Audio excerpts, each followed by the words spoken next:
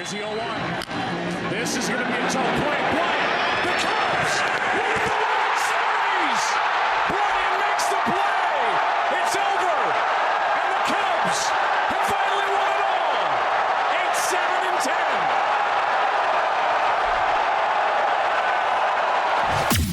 8-7-10. Welcome to Club 120. The ultimate roundtable for diehard Cubs fans and lovers of all things sports and lifestyle. Strike three, you're out. Hosted by Neil and Nate, two former baseball players and coaches turned loud mouths with strong opinions and even stronger banner. Get ready for quick-hitting, time-answer segments packed with wit, laughs, and the occasional heated debate. From analyzing Cubs on-field action to diving into off-field drama, no topic is off limits. So grab your glove, pour a drink, and pull up a seat at Club 120, where the banner's quick, the takes are hot, and the Cubs always come first. Let's get started. Play ball.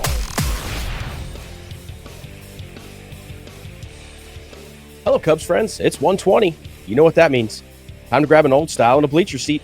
You're in Club 120. Let's talk Cubs. I'm Nate, and with me, as always, is a man who actually needs no opener, and yet I do one every week for him. Neil, what's on today's lineup card, Coach? Oh man, what a show! What a show! We are jam packed, man. I'm just gonna run down the list here. PCA appointment TV. You saw it tweeted by Justin Steele last night. I mean, absolutely must tune in and watch anytime PCA's in or around a baseball field.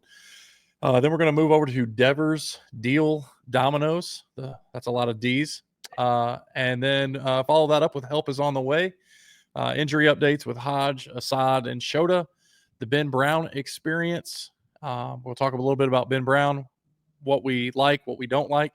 And finally, we'll do some bottom feeding before we head into the topic of the week, Craig's Cookout. So exciting show as always. Thanks for taking the time to spend with us and watch every week. We appreciate you, and obviously we wouldn't be here without you. So thanks for watching. Thanks for tuning in. Man, PCA. Let's jump right in. Absolutely, as Justin Steele tweeted last night, absolute appointment TV. What's funny is I was fortunate to be at the game last night, and I leaned over to my wife and said, this is a baseball god moment right here, because he just made that play in the outfield. And I said, he's due up in the following inning. So he's going to do something special. Right. And I don't think I don't know if I've ever seen a ball hit that hard. It was electrifying. And the ability of that guy to grasp the moment has honestly been coming. Because there's been several moments actually earlier this season where it's like, is this it? Is this the moment? Bases loaded, and he, it just couldn't get it done a couple times earlier this year. And it seemed like those God moments have been knocking at Pete's door all season long. And they've been kind of playing tag a little bit, right? Like he's been having big moments, but it hasn't been the moment. I feel like we're here. Like we've been brewing this MVP campaign. We've been brewing so many tweets about this guy, and he's, I think, accepting this now. Like it's not too big for him anymore, and last night proved it 100%, no doubt. Yeah, and I think I had a question written down as PCA the most exciting Cub since Javi Baez, and I don't think it's close. I think he's more electric than Javi was. I mean, Javi had the unique ability to make his opponents absolutely look stupid. Sure. But I think Pete's ability transcends even that. Like it's more than that. Where do you rank him among this young class of MLB stars? Man, where do you start at? Like 25 and under? Like, yeah, that's a good line. At the 25 and under line, where they're all arbitration guys, etc. I mean, he's got to be 1A. If there's anybody else, please talk to me about him. One kid's already got paid, the Merrill kid, but he's not exciting. I'm sorry, he does not make MLB's cover every week. He There's can't stay not a healthy kid under the 25-year-old age group that makes the MLB tweet line every single week. And that's a star. It doesn't mean he's a better player than some players. You can question a lot of things about Pete, Crow-Armstrong's game, but you can't argue with his star power, and you can't argue that you have to watch him, even if he's going to strike out and flip his bat. So before we move on to the next topic, I got a two-parter for you. Okay. Is it time to start building this roster around PCA? And is PCA now your number one target instead of Kyle Tucker? That's a tough question because Pete's not supposed to be doing this yet. Okay, so he's changed the timelines, and honestly, Cubs fans, he has altered the timeline of this organization for this year. He's vaulted us into absolutely being a contender in the National League when we were hoping to just contend for the division. Man, does it? Yes, he is the number one. You have to build around him. I think you already were, realistically. Like, look at the middle of this group. It's just so good. They've got this core of some young pitchers coming up. There's a really good few draft classes and some acquisitions that have been done by Jed over the last few years that's coming to fruition, and Pete is the lead dog of it, if you will. So, yeah, it changes the timeline. It changes Tucker. It changes everybody.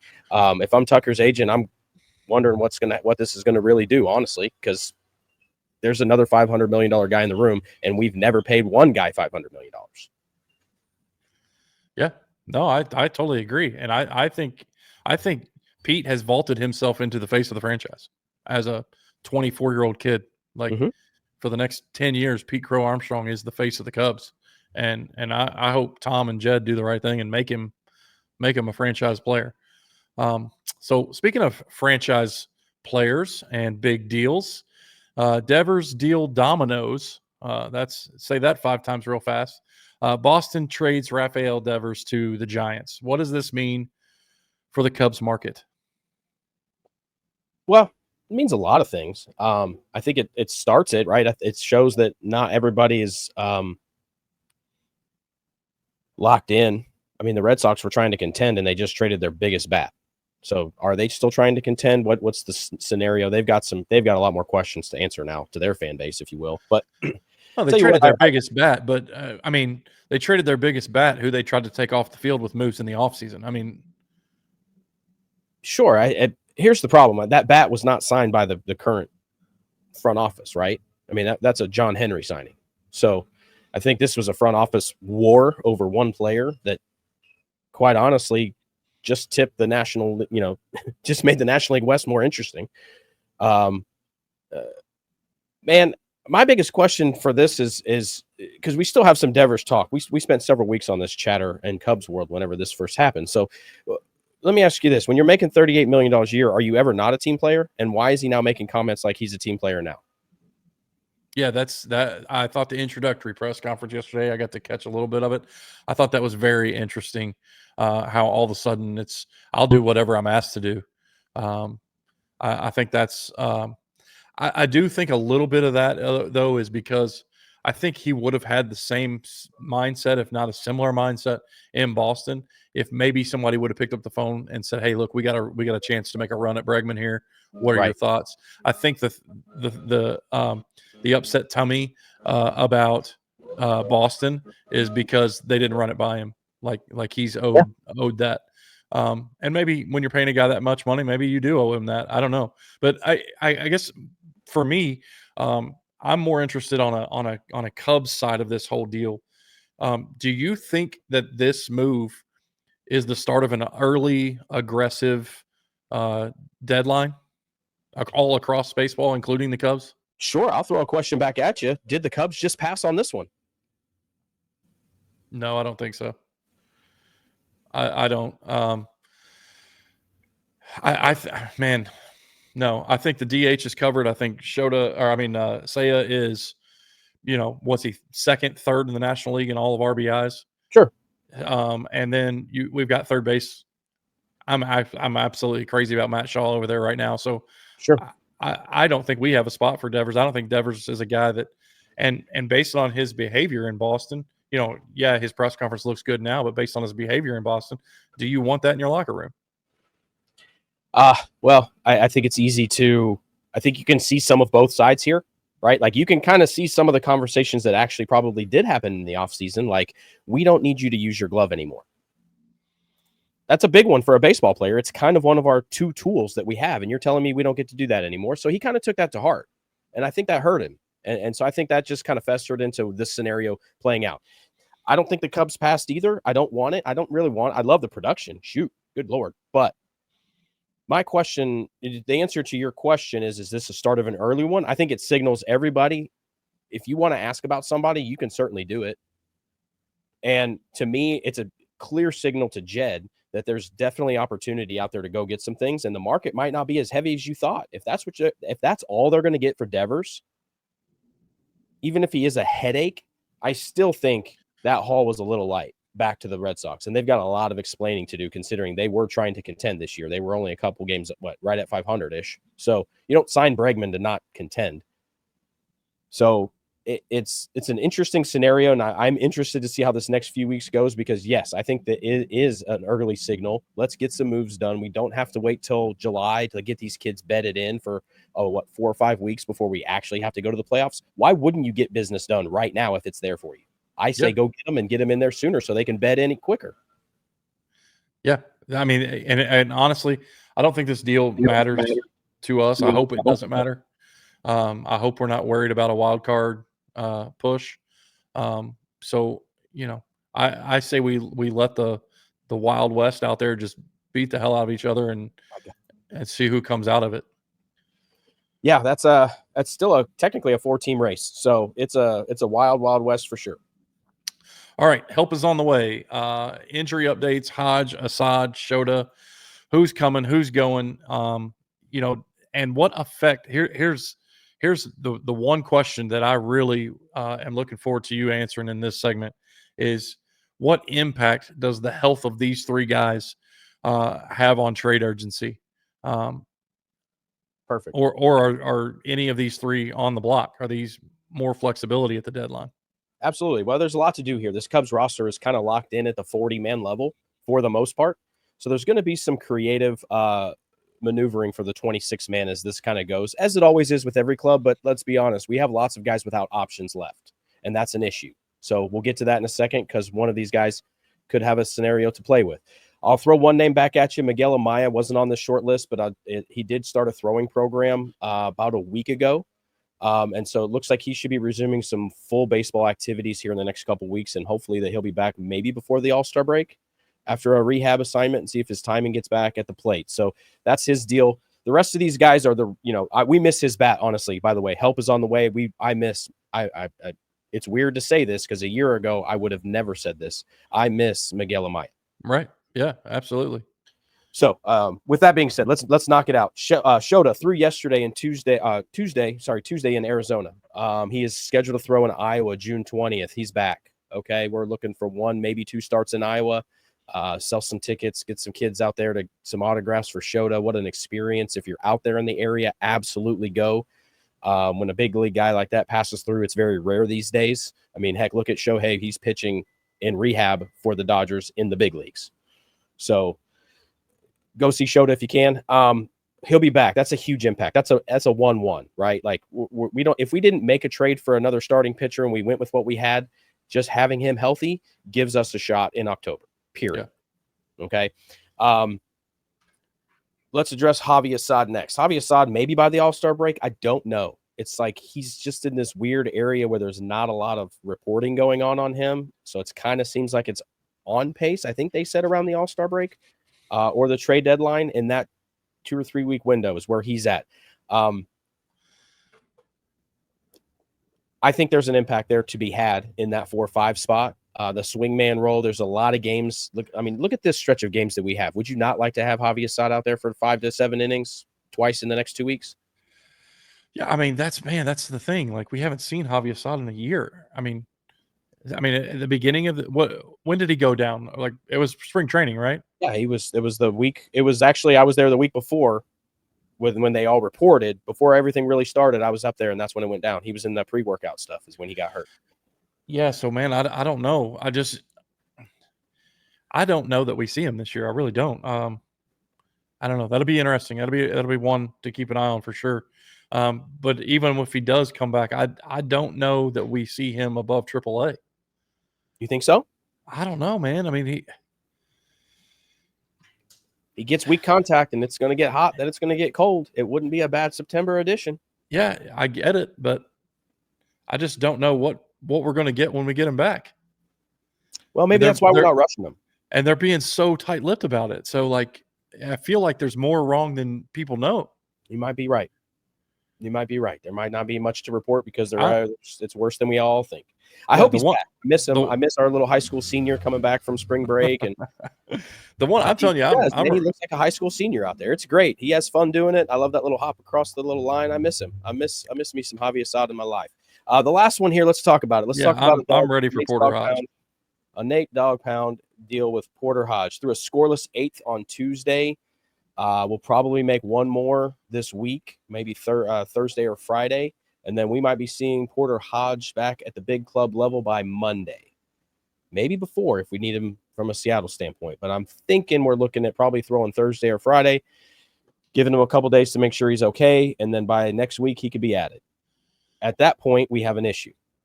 The only issue that Porter Hodge can help us with is he has an option left, meaning he could stay at Iowa until we actually do need him, even though he is ready. Would you support that theory of keeping Porter Hodge down simply because he has an option to make life on the 26-man easier for a week or two? No. I am a big fan of guys that miss bats. And right now we have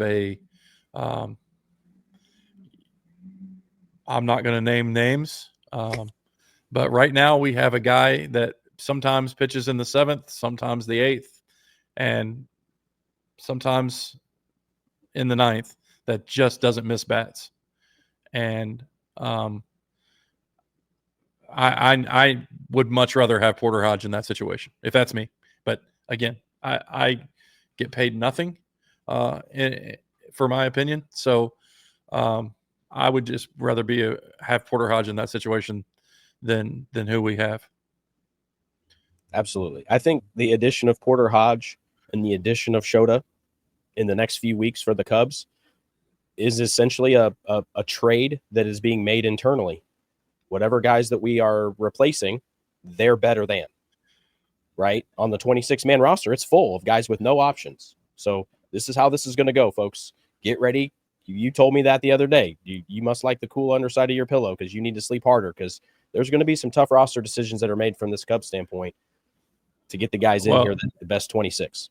And there is – listen, I know that you and I joke about this all the time about things that we say online or things that we tweet and then immediately become not true. Right. So I'm going to say this, and then what's going to happen is all three of them are going to go lay a dog turd tonight. But, like, what we saw from Keller, Theobar, and Palencia last night. Yep. I mean, Theobar looked like a freaking dog out there. Yeah. I mean, he's dialed in. Oh, my gosh. It was great. And, it was one of those games where I'm sitting here thinking, PCA's homer without that, I'm sitting here thinking 4 runs not going to do it. Like, with the bottom half of this pen, 4 runs is not going to do it. Like, it's 3-4. It's been 3-4 for a hot minute. Like, somebody's going to run one across here. We kept getting ourselves in trouble, and we kept getting out of it. Yep. And I liked it. I liked what I saw. Look, you throw Porter Hodge in that mix too, where he's competing to get back to that 9th inning role, and I think all those guys are. Quite honestly, the way Craig has this set up, it's your 3 outs. That's you're my closer right now because we can't give up any more runs. And I think they're really embracing that, and I love it. So Porter Hodge getting right back in that mix, trying to fight for that. I want to be the playoff closer type of mentality. Man, however many guys want to just go get 3 outs no matter what, give me some of that. And like you said, he misses bats, lots of them. So bring it on, Porter. Come on back. Okay. Moving on to the Ben Brown experience. I saw your notes on this one. I can't wait for you to flip out some analogies here, but look, electric stuff, huge upside. And it's, I know you're going to elaborate on it, but it is literally, he'll throw a no-hitter for 4 innings and then walk 3 straight guys. It's mind-boggling Yeah. So especially when that little box that you watch on TV, that invisible one, if Ben Brown throws 90 pitches right through that every single time, I guarantee you he gives up 3 or less runs and strikes out like 10. Like his fastball and his breaking ball are that good that if it goes through that little box 90 times, he's the best pitcher in the game. I'll say it. Like nobody else can do that with 2 pitches. Just get whiff after whiff after whiff if it's in the zone. Like he doesn't, his best stuff is between that box. It's not the chase stuff. It's not the stuff that bounces. It's not the stuff that's outside the zone. It's literally throwing a 97-mile-an-hour fastball that just keeps on eating the whole way. Right. So what is the best analogy for the Ben Brown experience? I mean, you've owned a boat. Is it like owning a boat? I'm not going to, Super the old analogy. Once a week, super exciting, and the rest of the time, it's just a lot of work to get up to top performance. Yeah, no, I'm not going to say it's not like a boat because the boat, the old analogy is the 2 happiest days are the day you buy it and the day you get rid of it. So I'm not wanting to get rid of Ben Brown, but I know that you got an analogy in the pipe that I think fits appropriately. Yeah, absolutely. I think he's a Ferrari. Yeah. I think he is a performance machine that you can enjoy. You can't enjoy an Indy car. Like you have to watch, you know what I mean? But like this is an experience that you can have your hands on. He is a Ferrari. It just costs it is so hard to maintain. It's like hitting 120 is nothing. Doing it 3 times in a row, you're in the shop. And I just think I think that's where we're at with him. It is a supercar. And the insurance is killing us right now. Okay. So it's frustrating. I got 3 quick hit questions for you in regards to Ben Brown, and I'll ask them and just let you go here. Obviously, we've talked about the Ferrari. He's high maintenance, right? Do you think he projects more as a starter or a bullpen weapon? So I have a way to look at this. You need 3 starters to win a World Series. You don't need 5. I think Ben Brown is a nasty weapon coming out of the bullpen in October. Okay. How should the Cubs handle him? Should they ride this incredible wave of really high highs and really low lows, or should they limit his usage? Well, I think we've previewed the strategy that might work, and it might work with a way to win the game, right? Like there's these little battles within the game for 27 outs. It's called an inning, and we've done it a couple of times where Craig is like, you have 3 lefties to start. Great. Here comes Drew Pomeranz. Okay. You want to, and then it does 2 things for a Ben Brown type of guy. A, he has trouble in the first, so that limits that problem. B, he has trouble getting lefties out. Here's a lefty for those guys. And C, he doesn't have to face those guys 3 times and can pitch into the 6th or the 7th if he's really, really hot. And Ben Brown's the kind of guy that can do that. Okay. Last question on Ben Brown. Is he worth the chaos, or is he better suited for trade bait? He's absolutely worth it. Because even if he transitions into a bullpen guy, could you imagine that dude coming in the 7th inning of a 1-run ball game and getting 3 outs right in a row, and then all of a sudden we're in the 9th inning and it stayed the same and we didn't have to use any more pitchers because Ben Brown's just striking everybody out? I think he's a weapon. He just hasn't figured out how to use it yet. He's like, it's just all over the place. He's like Nuke Lelouch. He really is the real life Nuke Lelouch. That's probably the best analogy. We just need to get him with an Annie Savoy and a Crash Davis, and we'll have this thing figured out by October. All right, we're gonna go bottom feeding. Pick one player off of a bottom team that you think fits with the Cubs. Yep. All right. So what we did here, this is a little exercise of, we're not going to go after players that we just think we want names of. We're not going to go after, all of these teams are basically already eliminated. They're at least 12 games under 500. They ain't coming back. We're talking about the A's. Okay. So we're not going to White Sox, Marlins, right. Rockies. So you'll hear some names here that you might not have thought about. And some of these names are names that are just there, but these teams are out of contention. So I feel like, okay, we can talk about these guys a little bit because we aren't going to be the only ones talking about it. Okay, here we go. Let's start with a nice, easy one, a little either or. You can pick one because I think they both profile as a conversation piece here. The Oakland A's have Luis Severino or Mason Miller. I don't know. I mean, All All right. Here's yes the- or no on I don't- yes or no on Miller. Like, are you in on a kid that? Yeah, like that? no, I'm not. That's the thing. There's nobody on these rosters that I want over what we have. There's your point. Okay, good. I like this because this was a hard deal. I'm going through the Rockies rotation, and I'm like, I wouldn't touch these with our AA roster right now. Right, and you look at their position players who are going to be available, and it's like, who are you going to take off the field to play these guys? Right. And I just, I tweeted last night, like, I think some frustrations back with Dansby again, but I just tweeted last night that 8-hole Dansby is better than 5-hole Dansby. Absolutely. And I don't. That's the only spot where it's like, if we were going to upgrade. Yeah, but you're not going to take Dansby off the field. That's what I'm saying. Yeah, that's my point. So like, your Dansby's not going anywhere, right. No matter whether he's hitting in the 5-hole or the 8-hole, he's not going anywhere. So who else you're not going to take Nico off the field? Nope. Like Matt Shaw's playing. Right. I mean, he's playing fantastic defense. So I just don't know where you put these guys. What's your weak link in the outfield? Ian Happ, you're not going to move him either. So. Yeah, it's a very tough roster the way they've built it. There's not a hole where we can just go get a bat and plug him into a utility type position or get 10 DH at bats a week type of thing. It's just not there. But some of these guys, honestly, on this list, Neil, we're not looking at position guys. These are would you take Severino over any of our 3, 4, 5 guys? That would be where he would upgrade. Mason Miller, obviously, in the bullpen. Some of these are just bullpen guys that we would look to plug and play. I'll go to the next one. Rockies, right? Relief pitcher Jake Bird. Again, it's the same. It's the same situation. Like, who are you not? What inning are you going to throw him in, and who are you not going to? Okay. So let me ask you this: is there anybody besides Paul Skeens on the Pirates from these bottom feeding teams that you would be interested in? Yeah, like we talked about last week. I wouldn't mind a Chris Sale. It's not a bottom feeder. They're back in it though. No, I get it. You asked me who. Yeah. If you're asking me somebody off a bottom feeder, no, I'm not interested. Like don't bring that juju over here. Like so you're out on Sandy? I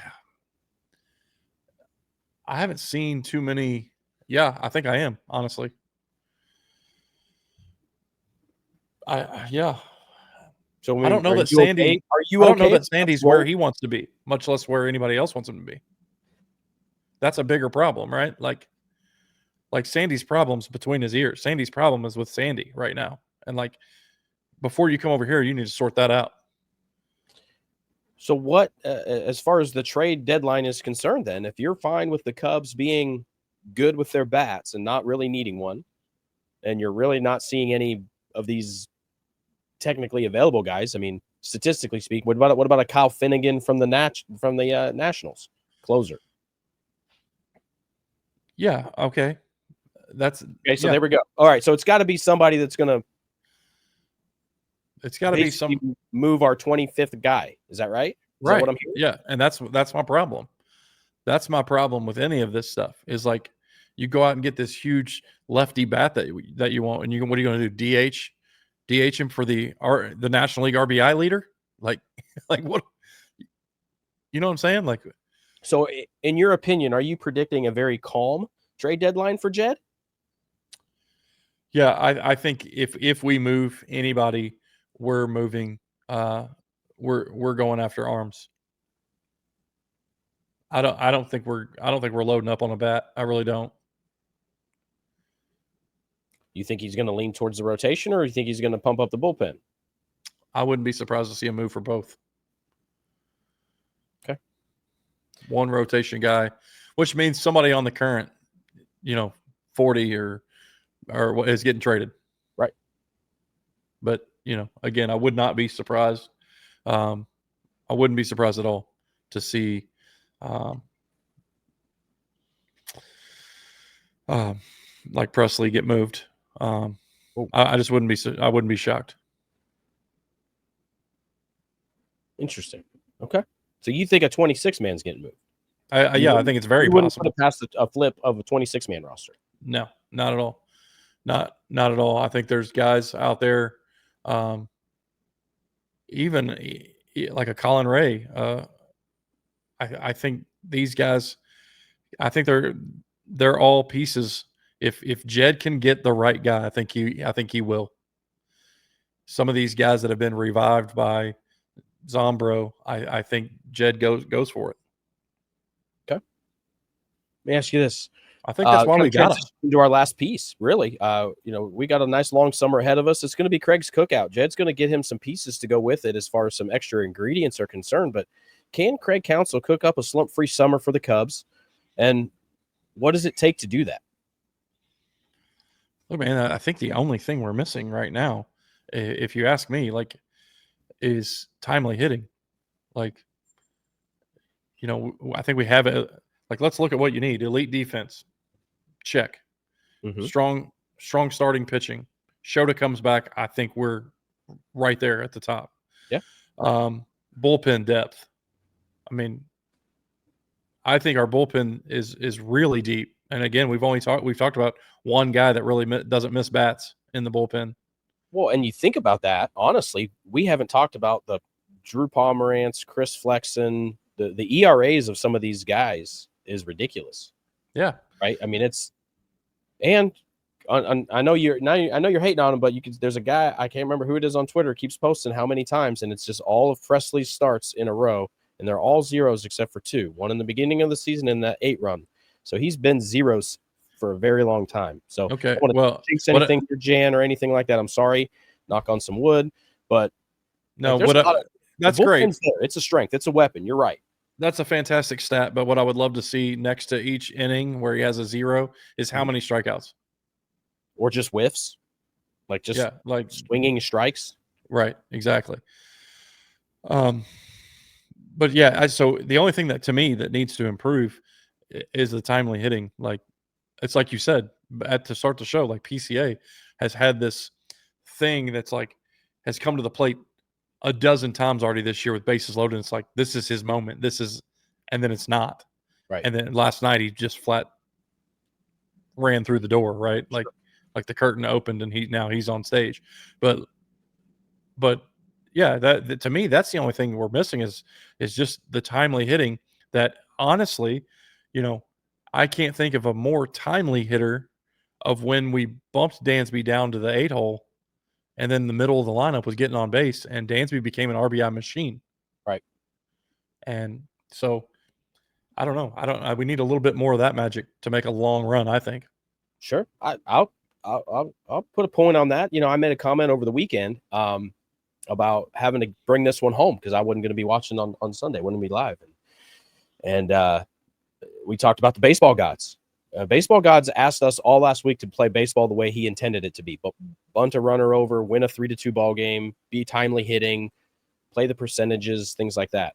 And unfortunately, the percentages of baseball flipped, right? It's, well, if I can hit a home run, that changes my percentage. You said get a hit. How about if I just hit it out type of thing?